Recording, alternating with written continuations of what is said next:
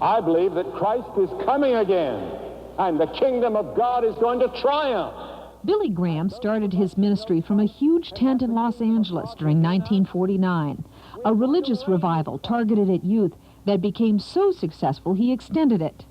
Today, the Minneapolis-based Billy Graham Evangelistic Association ranks among the leading ministries in the country. And those of us that know Christ and have the kingdom of God within us, we are going to reign with Christ. I'm looking forward to that day. Graham's crusades, broadcast from all around the world, have made him a household word, certainly one known to Minneapolis postal workers. Each week, Graham gets 150,000 pieces of mail, much of it simply addressed, Billy Graham, Minneapolis.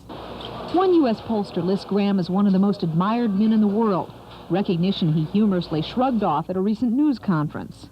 Well, George Gallup is a close friend of mine. Some say it's that humility that's made Graham the success he is today.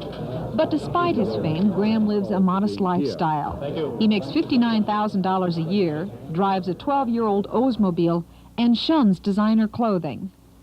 Not this suit, but the suit I wore last night to the meeting. I got that in Korea from a fellow that had worn it for 5 years, and he said he's never had it pressed or cleaned, and he said it never wrinkles.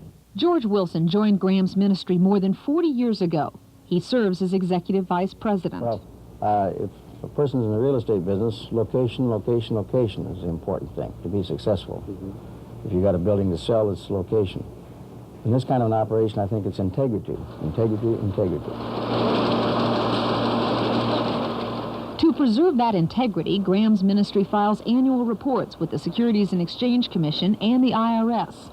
While not required by law to file some of the reports, Graham feels compelled to. When you're taking public money that is tax exempt, the government is paying part of that, you know, and it was not my money. People were giving for the Lord's work, and we have an accountability. Graham says his accountability and the fact that he's a true evangelist have helped him survive the so-called Holy War. I wake up every morning wishing that they had killed me. And Jim does too. Graham has refused to comment about the scandal involving Jim and Tammy Baker. He says he grew up only 10 miles from PTL's headquarters and feels a sense of closeness to the PTL followers. Because I feel, very bad about it all, and yet good is going to come ultimately out of it, because it's going to have a cleansing effect, and it's going to make the people who give, they're going to think more seriously about who they're giving to and what the money is going to go for. Graham's staff points out that only about 5% of the $66 million the ministry took in last year paid administrative costs. The rest went back into the crusade ministry. By the time I was about 7 or 8, I had to get up at 3 o'clock and go milk cows. At 68 years of age, Graham has started to reflect back on his life and the things he'd do differently.